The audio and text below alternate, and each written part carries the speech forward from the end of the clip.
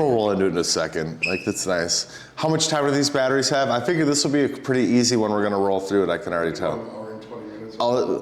I think this is gonna be like a 15, 20-minute interview at tops.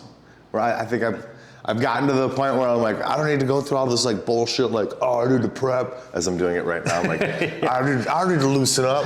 I don't need to do crazy stuff. Just like cut it all in half. Like, what music you? Like, music me to other bands. Oh, What cool. is music to you? Webster's Dictionary defines music as. How we paint time. How do you define music? All right, cool. Yeah, I rolled out of bed. I'm like, fuck, I got 10 minutes. Matt, did you call me this morning? I remember that, dude. I heard my phone, ree, and I like looked over, it said Matt, and dude, I went right back into dreaming. I already did the interview in my mind. Yeah, no, I've done that. Ever work a full day of work in your dream and then you wake up and you're like, I'm like, fuck, I don't want to go this. We're already getting into it. No, what shift do you work?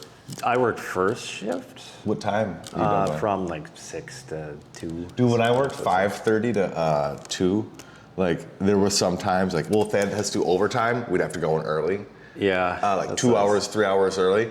And then I'd get home sometime, it's like 2, I'd sit, shower, sit on the couch, and like, boom, all of a sudden I'd wake up and it's like 5, and I'm like, fuck, I gotta leave for work, it's overtime. Yeah. And like, oh wait, no, I've been sleeping for 2 hours, I've got, Yeah, that sucks. Yeah. I feel that. Cool, man. Work's been worky. All right, welcome to It's Not the Full Band, man. I'm your host, interviewer. Which would I be? Am I the interviewer? You're the interviewer. Yes. You're the interviewee. Yes. Yeah. It's Not the Full Band, man. At the lovely Calavera's Fine Fusion, we have our special guest here, Julian from French-Irish Coalition. And we're gonna kick this off. If you know anyone, any musicians you'd like us to interview, get them on the show, shoot us a message on Facebook, put some comments on our YouTube channel. We'd like to widen the horizon and get some other musicians in here. So it's a pretty fun thing we do here. Welcome to the show. Good. How was your drive down here? It was good. That's how we I sped real fast. I was like, I got to get to this interview. I'm going to go. You sped real fast just for me to like, hey guys, I'm sleeping in. Do you need coffee? Oh, I'm going to lie and say I'm a morning person. So I got up, got my coffee. Well, actually, I got an energy drink. Mm-hmm. Now I'm having coffee, but got gas. I cried when I looked at the price and then drove here. Yeah, I don't even look at the pricing. I just fill up when I need to. But 41, that's like suggested 70. So like, driving fast for me is like 85. Yeah. I am that jerk in a big SUV going 85 in the passing lane. It's not a fast lane, it's a passing lane. Because it's designated for passing. Well, tell me a little bit about French-Irish Coalition. Oh. I know you guys are a two-piece based out of Green Bay. Give me a little bit of an origin story. So, moved to Green Bay, 2006. From where?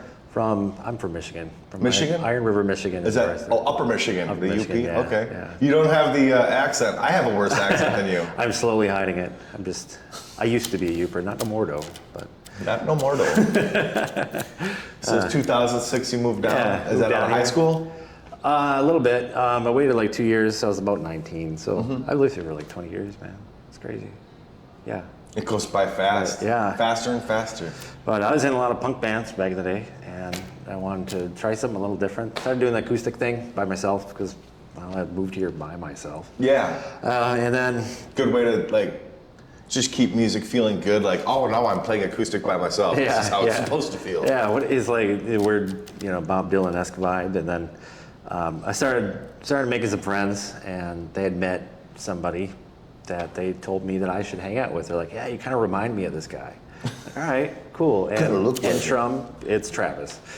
And And this was at this time. What year is this? Like 2006. 2006. Oh, yeah. so pretty fairly into it. So it was about like 4 months in, and all of a sudden they're like, hey, you should hang out with this guy. And he was a drummer. I'm like, oh, that's cool. We should like hang out sometime, make some music.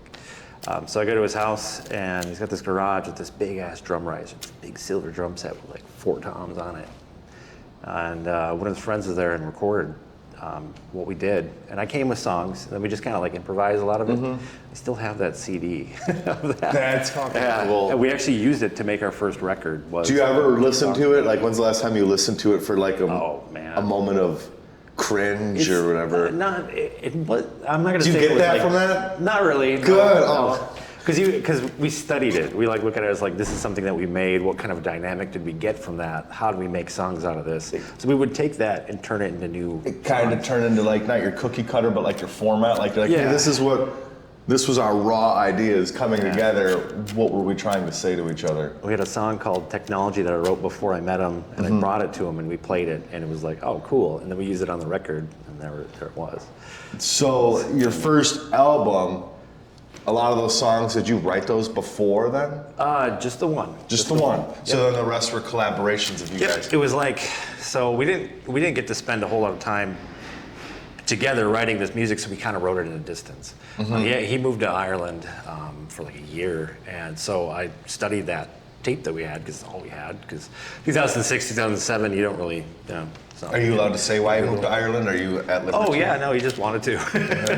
He's like, I'm gonna go spend time in Ireland. And then You joined the French-Irish Coalition. Yeah. No big deal. Huh? It's like social research. Is this before the name or after the name? It was actually after the name. Okay. Yeah. So where we got our name from is I was known as the French guy.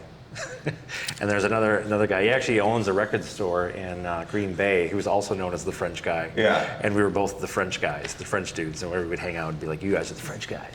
Well, Travis was known as the Irish guy. So as a joke, friends around us called us the French-Irish Coalition.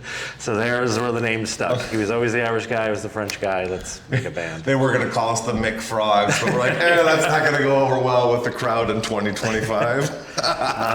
Fast forward a little bit, we made our first record was called Pistols and Daggers, and I have a tattoo of a gun on my arm, and he has a tattoo of a dagger on his arm, so we like combined it That's together. fucking cool. How long were you friends at that point?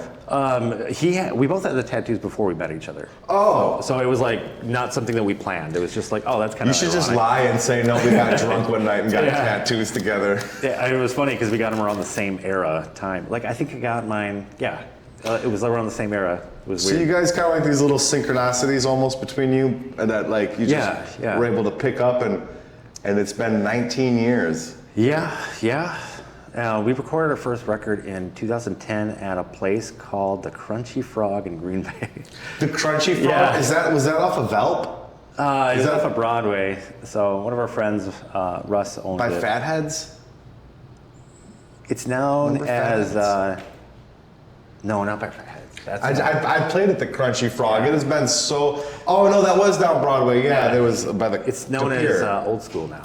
Is that De Pere, right? Nope, still Green Bay. Oh so my it's God, like, I'm an idiot. It's on like the west side, and then there's the east side, and so it's like the main drag. Michiganite knows Green Bay's geography better than me. What am I going to do? I studied maps. I came before Google Earth was a thing that you had in your pocket. Yeah, back when we printed up maps on MapQuest. Exactly. Like, I am a land pirate. We're going south. Yeah. And then that was so fun. It was a good time. I love reading. How many and driving. times did you use MapQuest where you like print it up and you get to a place and you're like, there's construction here. We got to figure out a way around this. And pretty much. You had to follow the detours, and it actually came from an era where you read signs. Nowadays we have don't text and drive. Back then it was don't read your Google Earth print off that you did at the library for 10 cents a sheet and drive. What were the maps called? Not Magellan. MapQuest. No, the big. The big pull-out maps? The ones that everyone had at every gas station. Everyone had a map in their car. Matt, did you have a map in your car? Yeah, Atlas, yeah, it was. Oh, yeah. It was Atlas, yeah, of course. Yeah. We should know this by now. My friend named his son Atlas. Yeah. And, I think that's a great name. That's a good name. Take on the weight of the world, Yeah. So here we are now, 19 years later, French-Irish Coalition. How many albums have you guys put out? We only put out 2. We had a leg, so we started out, then we lived our lives. We had kids, got married, had the thing. And then as our kids grew up, we're like, let's start this again. Right about 2017 is when we turned it back on. Oh, okay. So we had a good while gap. And that's when I kind of became familiar with you when up in Green Bay I saw you at, not the Music on Broadway, was it Rock the Dock? Oh, all bands on deck. All Bands on Deck, yeah. Wonderful event every year, All Bands on Deck. You got to check it out. Green Bay musicians, bands, just central Wisconsin bands coming down and playing. That's where I saw you. Yeah. I think I was, another time I was playing with Illuminati at the time when I saw you. Yeah. Are you guys, doing another album? Are you working on another one? Yeah, so we put our album out. We did like an EP. We called it. We were gonna just title it our own name, and then we called it The Ten of Swords after one of our songs. But it was really part of a concept album that we just were trying to fit time in because we were playing so much. We didn't really have a whole lot of time to finish it. And then finally we found out we gained enough money as a band unit to buy records. So we were like, we got to make this into a full record. So we did a CD version, and then we waited for the record to be made. It was like 6 months. So then we finally made Ten of Swords, the record. We had our friend A vinyl record? Yeah, a vinyl record of Nice. it. Got it on the social media, the Spotify, the Apple Music. And I need to get a copy, just so you know. I can hook it up. Yeah. I thought about it on the way here. I have a couple, because I have a few local vinyls. I got 20 Watt Tombstone. Oh, hell yeah. 5 Man. I'd have to just go through. It's just Yeah. a stack. Speaking of Tom, yeah, he's a good friend of ours. Yeah, we were talking. So we were talking about that. I'm like, I didn't want to spoil the organicness of unearthing this good. moment. A 2-piece band, dude. Yeah. Every time I've seen you, it's you sound so big. Like I know there's a little bit of EQing there in your guitar, but we were talking about. Yes and no, kind of. So I kind of base it up. So like mostly you think of like 2-piece bands like Local H, or they like put the extra pickup in their guitar and play it. Have another amp set up Yeah, with I have just another amp or lows. something, which I do have a dark sounding amplifier, but I was kind of basing it off of like the old like Charlie Patton and Bucka White kind of recordings where it was just a guy sitting in a chair, stomped his feet, and he hit the bass. He called them the bass strings and the treble strings. So I have to roll back and forth between the two. I'm like, you can make a dynamic of a 2-piece band like that, because that's what the guitar was designed for. It's like a dynamic instrument. It has a full big range. I was saying, like, you play like a Fender guy. I'm like, Yeah, and that's it. pop The and Fender snap. has such a percussive, like, there's so much dynamics in it. Like, where if you're like playing light, it can sound really wispy and soft. But if It's you all about that neck pickup. That's where all that tone comes from. But honestly, like Travis's drum work, like floor tom and bass drum is like the bass end. Like I could play like a romantic thing. And like he's filling it in right there with the toms. Like it's you're getting the bow. You're nice. So we're getting that punch from that without a bass. And there's nothing against bass guitars. It was literally a thing. Just the two of us are gonna make a band for the name and see how much we could fit into a small space. Try to fill a room. Try to fill a song up. Yeah.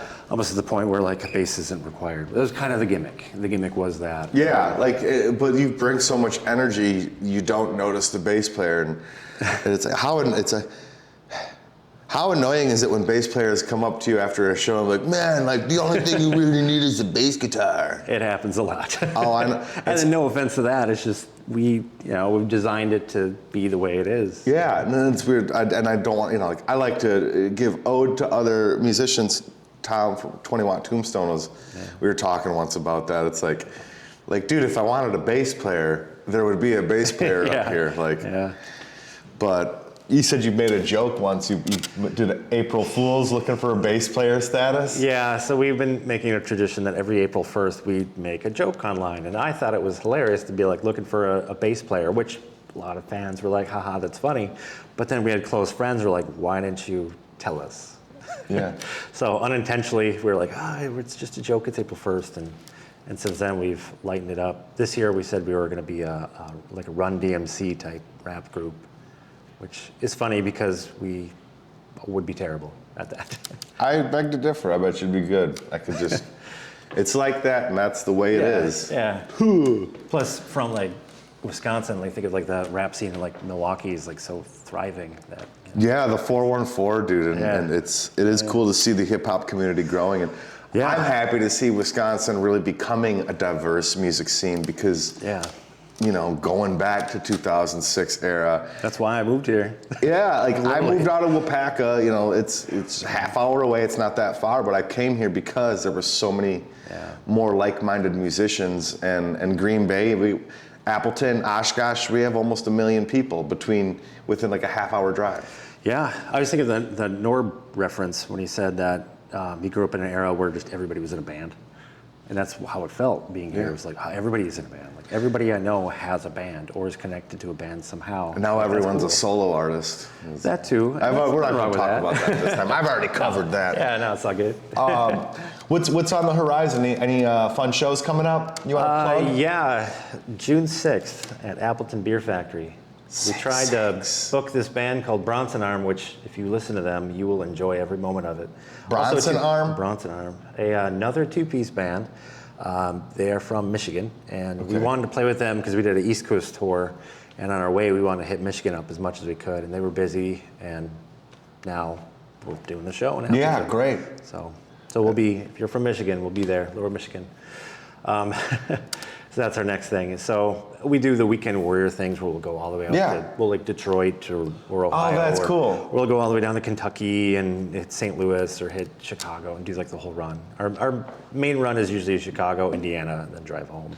Man, I want to bug you for some of those dates, places sometimes. Hit me up after and I will share some contacts. Yeah, he shares the secrets of the trade. Oh, there's no secrets. It's a community of musicians. Everything is exposed. Yeah. Just ask all the famous people. I'm weird. Cindy Lawson, she gave us a sheet that showed all these different contacts of people that you can find in different states. Okay. And it's a living document, so we add to it and we share it with other bands from like. I've tried. So I haven't had the pleasure of being on a list like that. Where like I do know that some people work together like that, and the mantra is it is free for anyone who asks. Anybody who wants it, we'll give you that information. So just the only thing is that we try to save copies of it. So if somebody accidentally deletes something, we still have that copy of that. But well, that's good. Yeah, that's good, and that goes for everybody else. You know, if you're looking to tour, put in the work.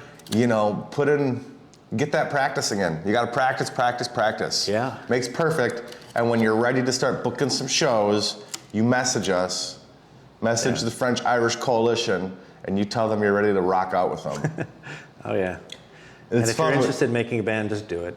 Do it. You don't have to be the best player in the world. Just make music, make art. Make it for you. Don't make it for everybody else. Just exactly, Yeah, fucking be a one-piece band, a three-piece band, five-piece band. Be one-piece band. You know? We had a guy from Belarus, the Bourbon Man, who's a one-piece band, plays drums, snare, with like both legs, and he's from Belarus. Which, if you know anybody from Belarus, they're usually not look like that they're from Appalachia with like a overall Appalachian. and like a big beard and sunglasses and hat, and that's kind of what he goes for, like the moonshiner look. Yeah. And being from Belarus, he's the first bluesman from Belarus, and he's played the United States with us.